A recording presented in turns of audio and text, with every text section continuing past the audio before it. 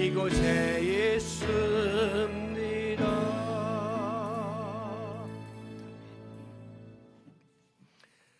금년 여름은 우리나라 기상관측 이래 역대급 폭염과 최장 열대야 기록을 갱신하면서 일찍이 우리가 경험해보지 못했던 고통을 안겨주었습니다.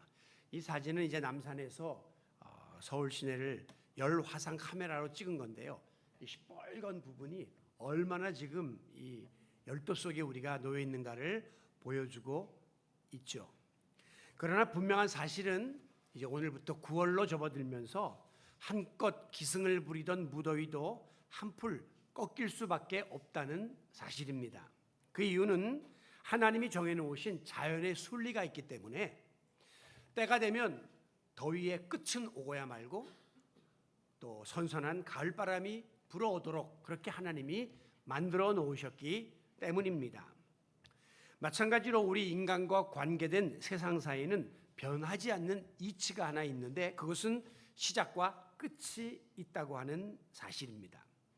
역사의 주인이 되시는 하나님께서는 모든 일의 시작과 끝을 정해놓고 스스로를 알파와 오메가요 처음과 나중이다 라고 선언하셨습니다. 그러므로 우리가 믿는 기독교의 역사관은 맨 처음인 창세기 천지창조의 알파 포인트를 시점으로 출발해서 맨 마지막에 이제 요한계시록 오메가 포인트를 향하여 달려가는 이것이 바로 기독교의 역사관이에요. 불교는 이제 끊임없이 윤회한다, 돈다고 보는데 우리는 시작에서 끝을 향하여 간다 이렇게 보는 거죠. 그래서 천지창조가 있었는가 하면 인류의 종말이 온다라고 믿는 것입니다. 그러므로 시간상으로도 하루의 시작이 있고 끝이 있고 일주일의 시작이 있고 끝이 있고 한 달에 오늘처럼 시작이 있고 또 끝이 올 것이고 1년에 시작이 있고 끝이 다가오게 되는 법입니다. 저는 지난 주일에 신학교 동기회 수련회를 다녀왔는데요. 41년 전에 대부분 그때 우리가 20대 후반에서 30대 초반이 주축을 이루어서 선지동산에서 만났던 그래서 사명을 불태우던 목사 후보생들이 이제 하나씩 둘씩 목회를 마무리하게 되는 7, 80대가 되어서 만나니까 정말 묘한 기분이 들었습니다. 우리 동창생 중에 제일 고령자는 90세예요. 그런데도 정정하셔서 거기 함께 참여하여 하루도 빠지지 않고 스케줄을 감당해내는 걸 보면서 참 놀랐는데요. 이 또한 목회에도 시작이 있으면 또 마지막이 있다라는 사실을 실감나게 해 주었습니다. 이와 같이 우리에게는 내가 원하든 원치 않든 간에 모든 면에서 마지막 순간이 다가오고 있다 하는 사실을 아셔야 해요. 이것은 그 누구도 억지로 거스를 수 없는 순리입니다. 그러므로 중요한 것은 마지막을 어떻게 해서라도 피하려고 덤벼드는 어리석은 자세가 아니라 마지막은 어차피 오는 것이니 의연하게 멋있게 준비하면서 마지막을 맞이하고자 하는 신앙인의 품격을 갖추고자 노력하는 자세가 우리에게 필요합니다. 요즘 들어서 품위 있게, 품격 있게라고 하는 말이 더 가슴에 와닿아요. 품위 있게 늙어야 하고 또 품격 있게 은퇴해야 하고 모든 것이 정말 그리스도인다운 그런 여유로움이 우리 가운데 있어야 한다라는 사실이죠. 사람들은 마지막 날이 다가온다는 사실을 느끼게 될 때에 크게 두 가지의 반응을 나타낼 수가 있습니다. 먼저는 너무 아쉽고 두려운 나머지 절망과 낙심 가운데 시간을 보내게 되거나 또 이제 남은 시간이 얼마 안 된다는 것이 너무 아까워서 허랑방탕하게 세월을 보내거나 허송세월을 하는 경우들이 있을 수가 있습니다. 좀 인생을 비관적으로 보는 사람들의 행태예요. 그러나 반면에 내게 주어진 시간이 비록 정해져 있다 할지라도 더 많이 내가 사랑하고 노력하고 베풀고 최선을 다해서 살아가고자 하는, 그래서 내가 의미 있는 뒷모습을 남기기 원하는 그런 케이스입니다. 바로 우리 그리스도인들은 이 후자의 삶을 살기 위해서 목표로 지금도 신앙적인 노력을 기울이고 있고 오늘도 그러기 원해서 하나님 전으로 달려나온 줄로 믿습니다. 하나님께서는 사람이 자기의 마지막 날을 아무도 모르도록 만들어 놓으셨어요. 어떤 때는 하나님이 좀 마지막 날을 알도록 이렇게 해주셨으면 우리가 좀 준비하고 규모 있게 살 것 같은데, 하나님은 절대 우리의 그런 속임수에 넘어가지를 않습니다. 왜냐하면 만약에 우리가 마지막 날을 알고 다 지정해 놓으면 우리는 그날까지는 안심하고 살 거 아닙니까? 나는 이제 따놓은 당상이다, 그날까지는 90까지 예를 들면. 그럼 어떻게 돼요? 경거망동하게 되거나 함부로 살거나 하나님을 뒤로 한 채 자기 마음대로 살 수밖에 없는 그런 간사한 인간인 걸 하나님이 뻔히 알기 때문에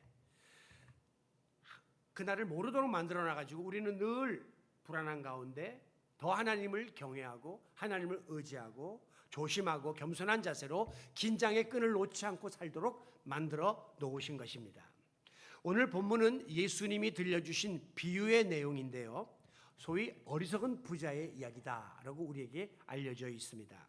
한 부자가 밭의 소출이 너무 풍성해서 마음속에 생각하기를 지금 곳간에는 이걸 다 저장할 수가 없을 것 같으니까 다 헐어버리고 새롭게 곳간을 크게 져서 거기다가 내 모든 곡물과 물건을 쌓아두리라. 그리고 이제 남은 생에 마음껏 먹고 마시고 쉬고 즐기면서 살면 된다라고 스스로에게 다짐을 했습니다. 그러나 하나님께서는 오늘 밤 내 영혼을 불러가면 이 모든 것이 누구의 것이 되겠느냐 라면서 부자의 어리석음을 책망하셨습니다. 이 시간에 우리는 이 어리석은 부자의 모습을 통해서 나 자신의 모습을 들여다볼 수 있기를 원합니다. 우리는 매일 일상적인 삶을 살아가고 있어요. 그래서 내 삶의 마지막 순간이 지금 오고 있다는 것을 은연중에 잊어버리고 살 때가 많습니다. 왜냐하면 지금까지 그래 왔고 또 어제도 그랬던 것처럼 오늘도 아침해가 떠올랐고 또 하루를 시작해서 평상시 같이 열심히 일하다 보면 나중에 또 하루에는 저물 것이고 오늘을 마무리하게 되는 것을 매우 당연한 것처럼 생각하는 거죠. 일상화되다 보니까 뭐 하루가 시작하고 저무는 거는 뭐 당연한 거 아닌가? 그렇게 우리가 여기게 되는 것입니다. 그리고 또다시 내일이 오면 오늘 그랬던 것처럼 똑같은 일상생활이 계속 반복될 것이다 라고 하는 막연한 기대와 확신을 가진 채 우리는 마치 다람쥐가 쳇바퀴를 도는 것처럼 똑같은 삶을 무의식적으로 맹목적으로 하루하루 살아갈 때가 많은 것이 사실이에요. 그러나 분명히 내게 주어진 시간은 정해져 있고 지금 이 순간에도 그 시간은 점점 흘러가면서 까먹어가고 있다는 것이죠. 특별히 세월이 흘러갈수록 내 인생의 마지막 순간은 마치 높은 곳에서 낙하물이 떨어지면 땅이 가까워질수록 가속도가 붙어서 더 빨리 떨어지는 것처럼 우리의 마지막 순간도 점점 더 나를 향하여 가까이 달려오고 있다는 사실을 우리는 한순간도 잊어서는 안 됩니다. 아니나 다를까 시간은 똑같이 흘러가는데도 우리가 젊은 시절보다 나이가 들수록 세월이 빠르다는 것을 느끼게 됩니다. 그래서 많은 사람들이 10대에는 10km로, 20대는 20km로, 40대는 40km로, 60대는 60km로, 80대는 80km로 시간이 흘러간다라고 하는 이야기를 하고 있는 것이죠. 그만큼 생활이 단조롭고 또 모든 면에서 몸이 약하다 보니까 힘들고 그래서 시간이 더 빨리 가는 것처럼 느껴지는 것 같습니다. 오늘 우리가 세상에 태어나는 순간부터 또 마지막 순간이 있다 하는 사실을 잊어버려서는 안 돼요. 인생의 출발점과 마찬가지로 종착점도 누구에게나 있다는 거죠. 인생의 출발점은 출생이라면 종착점은 죽음이에요. 근데 이거는요 아무에게나 예외가 없어요. 그리고 누구에게나 예고가 없이 찾아온다고 하는 특성을 지니고 있습니다. 남녀노소를 막론하고 빈부 귀천을 막론하고 때가 되면 어떤 형태가 될런지는 모르지만 우리의 생을 마무리할 수밖에 없다라고 하는 것이 우리 인생에게 정해진 종말입니다.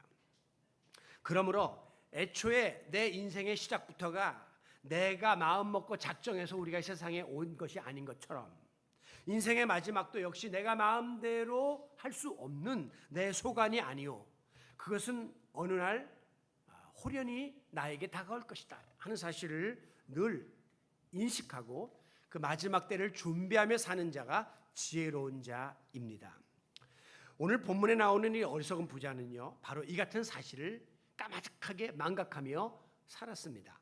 그는 스스로에게 말하기를 19절 영혼아 여러 해 쓸 물건을 이렇게 많이 쌓아두고 노후 대책을 다 준비해 놨으니까 이제부터는 평안히 쉬고 먹고 마시고 즐거워하면서 지내기만 하면 돼 라고 행복에 겨운 비명을 질러댔습니다. 그동안에 쌓아놓은 부와 재물을 가지고 이 세상에서 영원토록 배를 두드리며 평안하게 오랫도록 살 것으로 착각하고 있었다는 데서부터 이 부자의 불행은 이미 시작된 거예요. 그러나 하나님께서는 이르시기를 20절 이 어리석은 자요 오늘 밤에 내 영혼을 도로 불러가리니 그러면 내가 준비한 이 모든 것이 도대체 누구의 것이 될 것이냐라고 생명의 주관자이신 하나님을 외면한 채 세상에서 마냥 살 것처럼 기고만장했던 이 부자의 어리석음을 지적하고 책망하신 것입니다. 그렇습니다. 아무리 여러분들이 세상에서 풍족하고 모든 것을 누리며 자기가 원하는 대로 산다고 할지라도 내 생명이 하나님의 손에 달려있다라고 하는 사실을 잊어버리면 마지막 순간이 내게 다가오고 있다는 사실을 잊고 산다면 그 인생은 불행한 인생이 될 수밖에 없습니다. 하나님을 모르는 불신자들 중에 이렇게 사는 사람들이 많아요. 마치 한없이 살 것처럼 착각하고 자기에게는 죽음이 상관없는 것처럼 여기며 살다가 호련히 다가오는 죽음 앞에서 벌벌 떨면서 두렵게 소리치며 세상을 떠나는 이들을 볼 수 있습니다.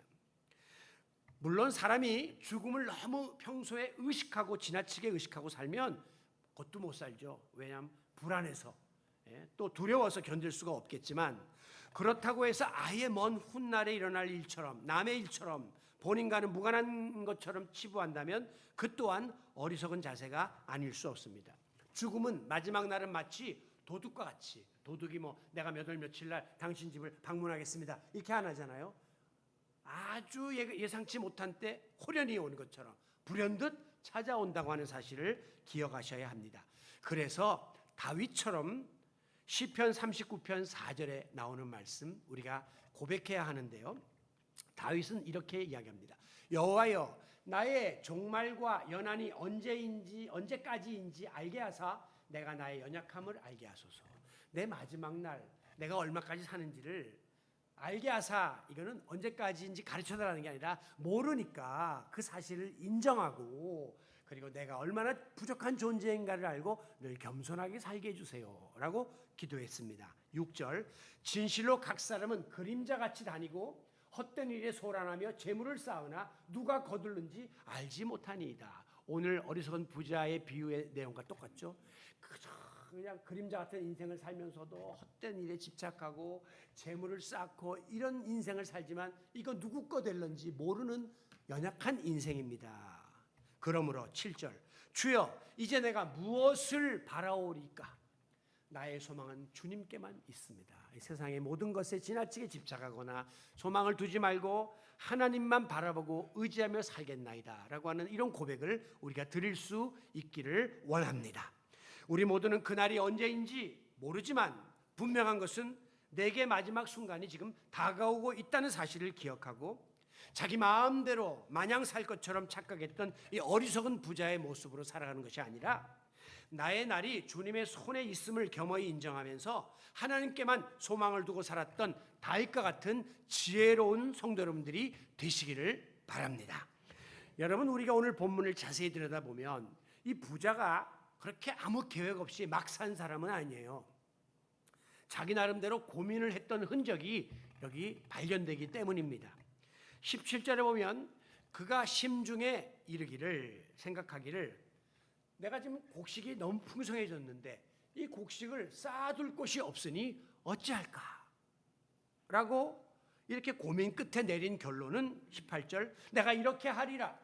내 곡간을 헐고 지금보다 더 큰 곡간을 짓고 이 모든 곡식과 물건을 거기에다가 쌓아두리라. 나름대로 사업의 목표를 설정하고 추진 계획까지 다 세운 거예요. 그런데 이 말씀을 한 번 더 비춰주세요. 이 말씀 가운데 그의 계획 가운데 눈에 띄는 대목이 뭐냐면 내가 이렇게 하리라. 내 곡간을 헐고 더 크게 짓고 내 모든 곡식과 곡물을 내가 쌓아두겠다. 자기가 주인공이 되어가지고 오로지 자기 마음대로 자기 방식대로 추진하려고 하는 매우 이기적이고 자기중심적인 성향을 띠고 있다는 것입니다. 이 사람이 놓치고 있는 것은 내가 아니라 나를 주관하는 하나님이 계시다는 사실을 망각한 거예요. 여러분, 이 부자의 직업이 뭐냐? 이 사람이 19절 나오네요. 자, 더 나아가서 뭐라고 했냐면 내 영혼아 여러 해 쓸 물건을 많이 쌓아두었으니 평안히 쉬고 먹고 마시고 즐거워하자. 이 말씀 자체가 부딪혀요. 내 육체야 먹고 마시고 쉬고 즐거워하자는 맞는데 지금 영혼에게 다짐을 하면서도 기껏 생각하는 것이 쉬고 먹고 마시고 즐기는 육적인 일에 연결을 시키고 있다는 거죠.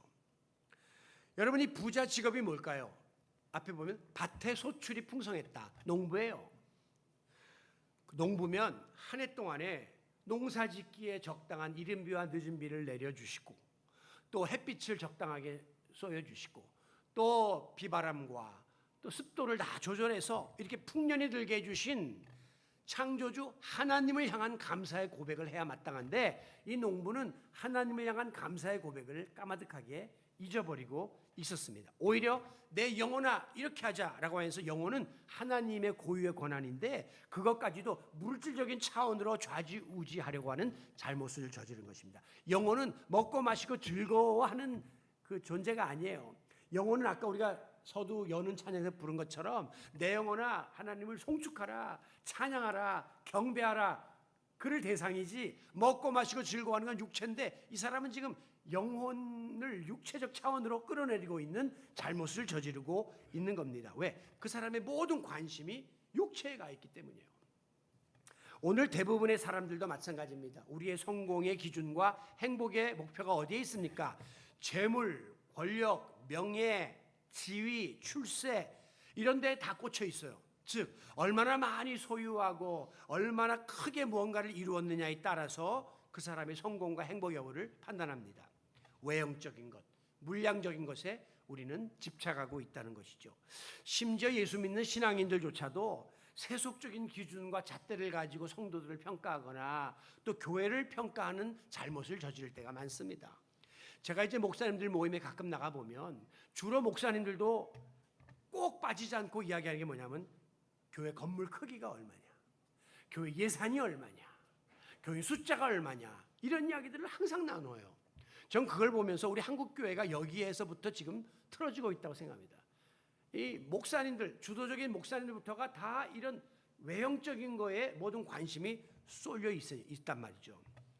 이와 같은 그릇된 풍조는 세상에서 우리 그리스도인들의 존재 가치를 격하시킵니다.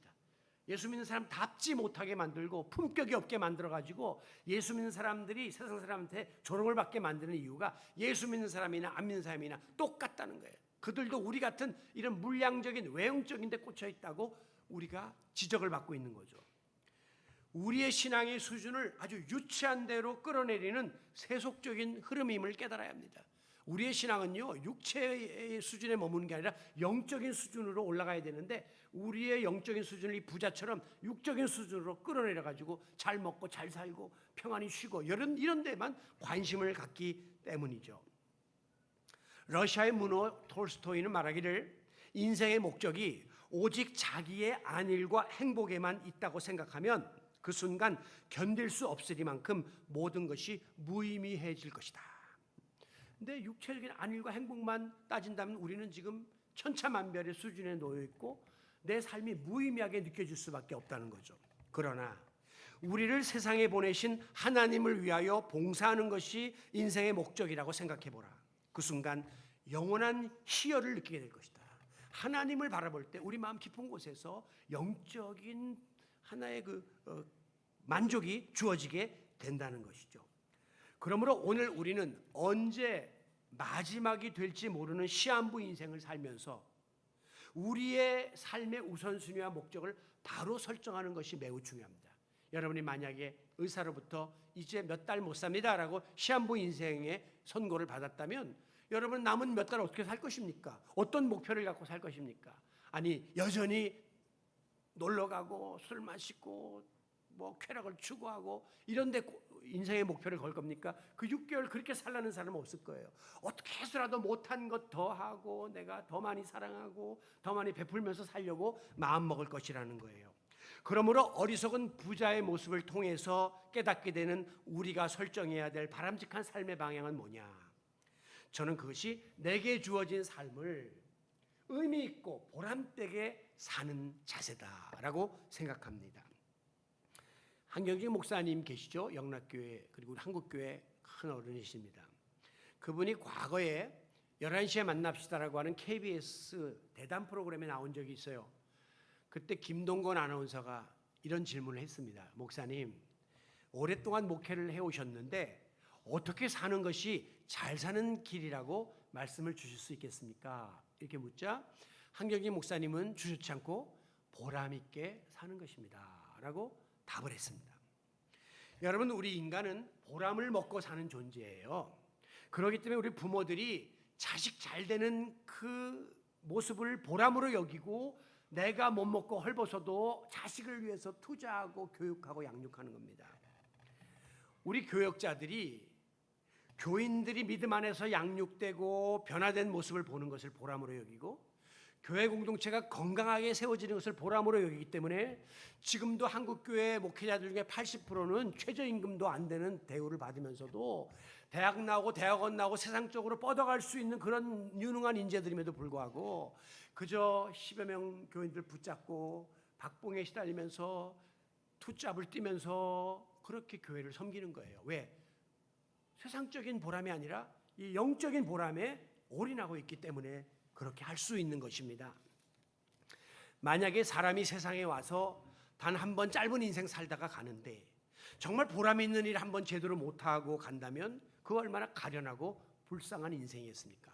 아무리 세상에서 큰 소리 치고 잘난 것처럼 살았다 할지라도 보람되게 살지 못하면 이 어리석은 부자 같은 종말을 맞게 되고 마는 것이에요. 이 어리석은 부자는 지금 소출이 너무 풍성했어요.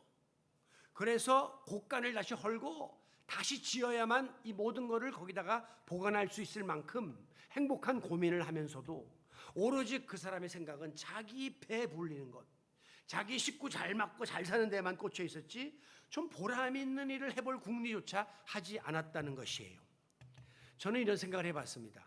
아니, 이 사람이 지금 뭐 조그만 농사를 짓는 사람도 아니고 굉장히 주지였을 텐데 그러면 자기 밭에 많은 사람들이 와서 1년 동안 땀 흘려 일했을 거 아닙니까? 그러면 그 일꾼들에게 이 많은 소득의 일부를 보너스로 좀 다 나누어 줬으면 얼마나 멋있었을까? 그리고 동네에 그래도 유진대 이 사람이 어렵고 힘든 분들에게 이 남아도는 곡식을 나눠주고 베풀었으면 이웃과의 나눔과 삶의 베품이 전무했다는 거예요. 이 사람은. 그렇기 때문에 불쌍한 존재인 거죠. 이게 수전놓은 거죠. 그냥 이 자기가 어떻게 해서라도 이 재물을 더 보관할 생각만 했지 나누고 베풀어서 좀 보람 있게 쓸 궁리를 안 했다는 것이 이 사람의 치명적인 약점이에요. 예수님께서 부자가 천국에 들어가는 것은 낙타가 바늘구멍으로 들어가는 것보다 어렵다라고 비유하셨습니다. 저는 이거 볼 때마다 아니 하필이면 낙타하고 바늘구멍은 말도 안 되는 소리다 이런 비유를 하시려고 하신 것일 수도 있고 또 어떤 성경학자들이 낙타가 아니라 밧줄이라는 단어를 써요. 우리가 실이 반대에 들어가는 것인데 밧줄이 들어가는 게 어렵다 이렇게 해석하는 사람도 있습니다만 공통적인 이야기는 뭐냐면 굉장히 힘든 이야기다 그런 뜻이에요. 그리고 성경에는 니고데모의 이야기라든가 뭐 삭개오 이야기라든가 부자들이 별로 좋은 평가를 못 받고 있어요. 그것은 물질의 노예가 되면 사람이 죄를 짓게 되고 그것은 신앙생활과 멀어지고 하나님의 뜻을 거스르게 되게 된다는 사실을 단적으로 지정한 것이지 절대 부자가 잘못된 것이 아닙니다. 여러분 부자 되셔야 해요. 그런데 나중에 오늘 말씀드리겠지만 그 물질로 하나님의 일하고 더 좋은 일에 많이 사용하셔야 한다는 것이죠. 우리 사람은요 재물이라는 것을 소유하게 되면 더 많이 갖고 싶은 욕망이 거기에 기름을 부어가지고 정말 몸도 안 돌보고 인간관계도 안 돌보고 형제 가족의 의도 끊으면서 물질에 사람이 빠지게 되면 정신을 놓치게 됩니다. 특별히 재물을 하나님 뜻대로 바로 사용한다. 이것은 물질에 잘못 꽂히면 불가능하다 하는 것을 예수님이 지적하신 것이에요. 여러분, 우리가 물질을 다스리고 물질을 사용해야지 물질의 노예가 돼서 끌려다니면 그때부터는 인생이 불행해지게 되는 겁니다.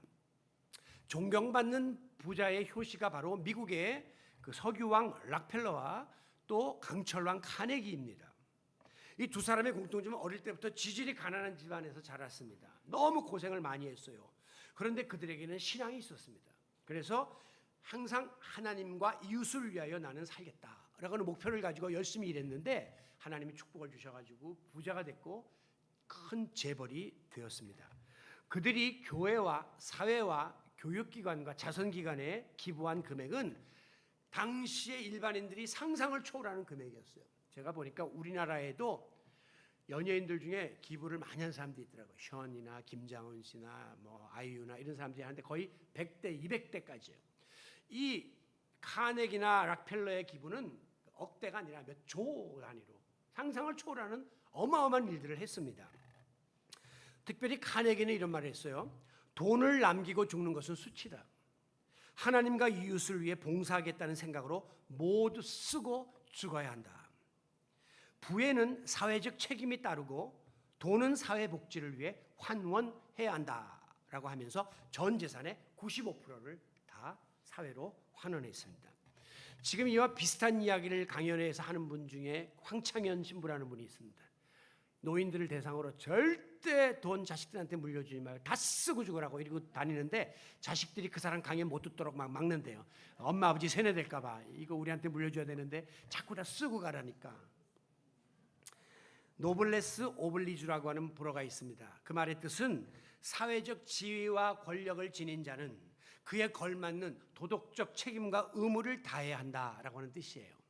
우리가 물질이 좀 많아지거나 권력이 많아지거나 재능이 많거나 지식이 많아지거나 했으면 사회에 빚진 자라는 게 내가. 그러니까 내가 이걸 그렇지 못한 사람한테 다 나누고 베푸는 것이 도리라라고 하는 이야기입니다. 한자에서 기부라고 하는 말이 있죠. 근데 재밌는 것은 영어에서도 give예요. 준다. 우리 순수 우리말은 나눔이에요. 나눔. 여러분, 세상에 보람된 일이 많지만 이게 나눔처럼 보람된 일이 없습니다. 나누고 나면요, 내 주머니가 좀 비었어요. 통장이 비었는데도 이상하게 뿌듯해요. 여러분들이 교회에 헌금하는 것도 같은 이치라고 생각합니다. 저는 여러분들이 교회에 이렇게 11조 헌금을 하고 하는 걸 보면 놀라워요. 어떤 분이 그래요. 목사님, 처음에 뭐 11조 만원, 10만원 할 때는 할만 했는데요.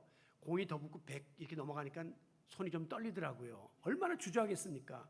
그런데도 교회를 지금까지 여러분들이 헌금해서 이만큼 지켜주었어요. 특히 우리 드림의 교회는 이 19년 동안 비도 없이 지내온 교회예요. 그런 교회 거의 없습니다.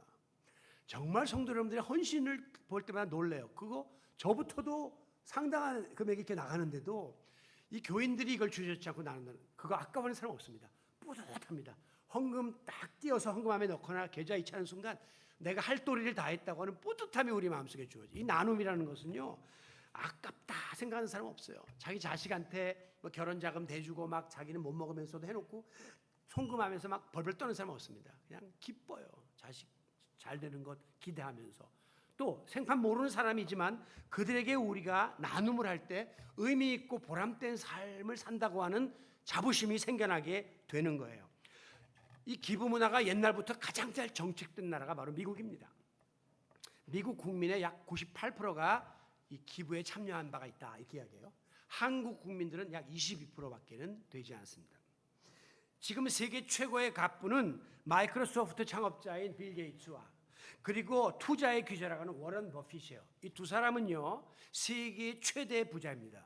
그런데 또 다른 공통점이 있는데 그것은 세계 최대의 기부자입니다. 이 두 사람은 나눔에 있어서 행복한 동행자가 되어서 자기들의 재산을 사회로 지금 환원하는 일에 앞장서고 있어요. 그런데 이들에게 묻습니다. 무엇을 위해서 그렇게 많이 벌고 힘써 법니까? 답은 간단해요. 소중하고 보람 있게 쓰기 위해서입니다.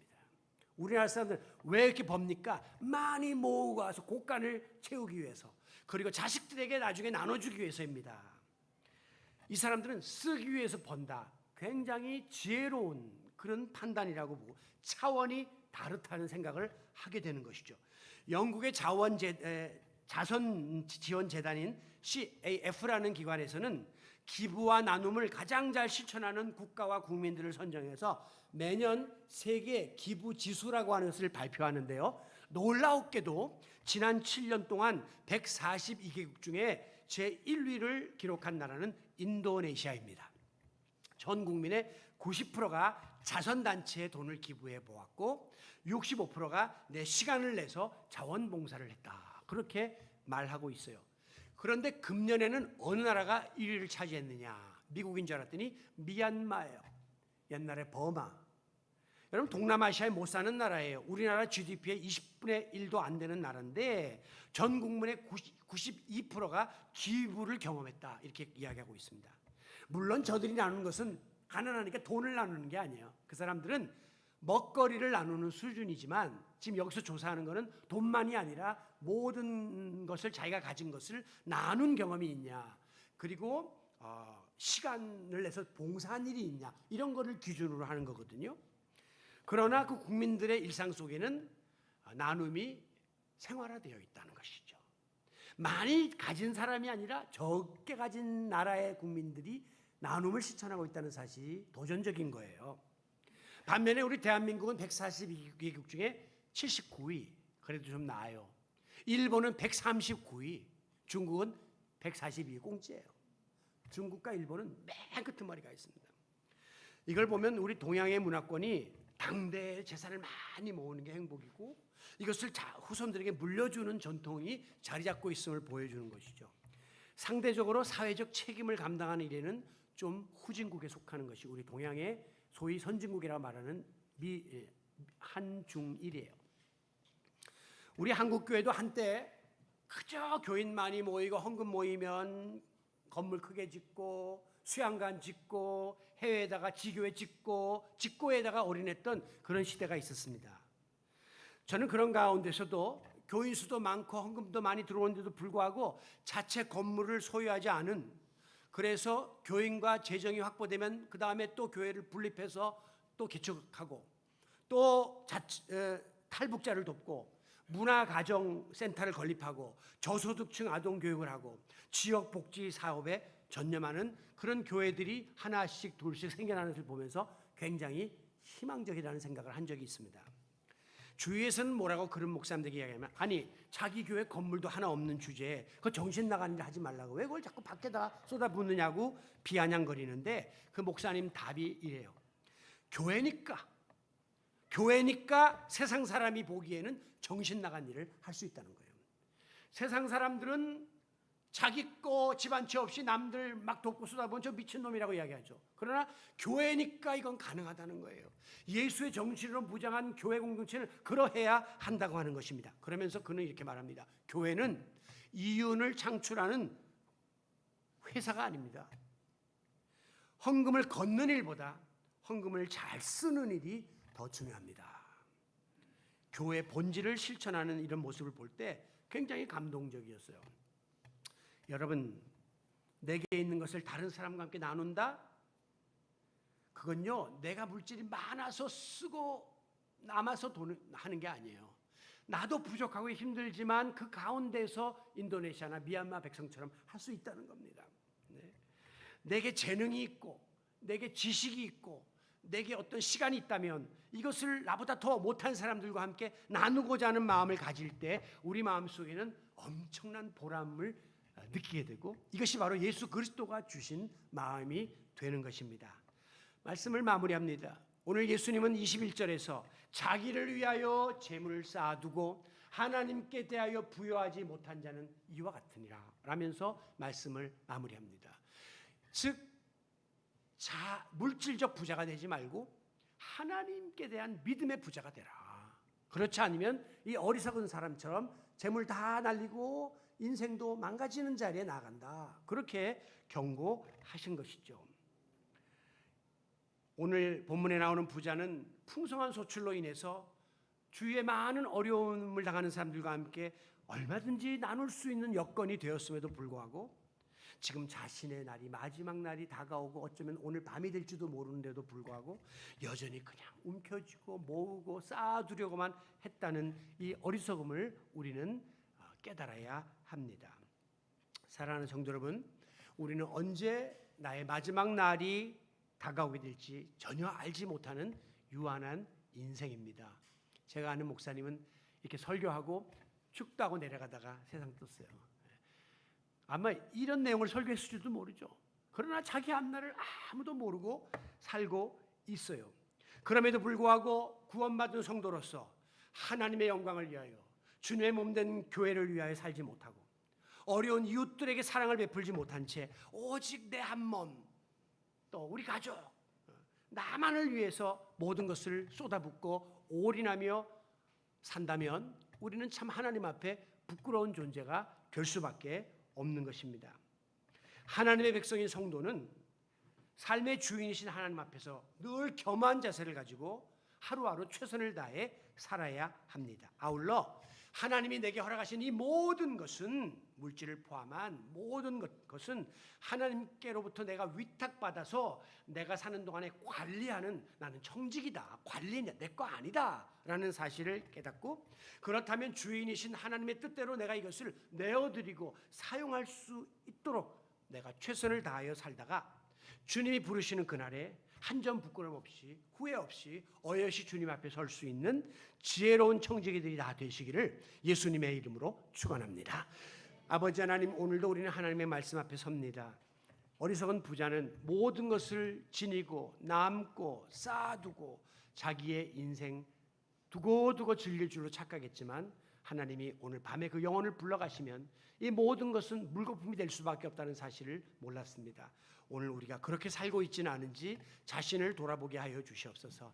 나도 힘들고 어렵고 부족하지만 그 가운데서도 상대적으로 나보다 더 어렵고 힘든 일을 위하여 물질이든 재능이든 시간이든 지식이든 내가 가진 것들을 함께 나눔으로 그리스도인의 본분을 다하는 저희들이 되게 하여 주시옵소서. 예수님의 이름으로 기도하옵나이다. 아멘.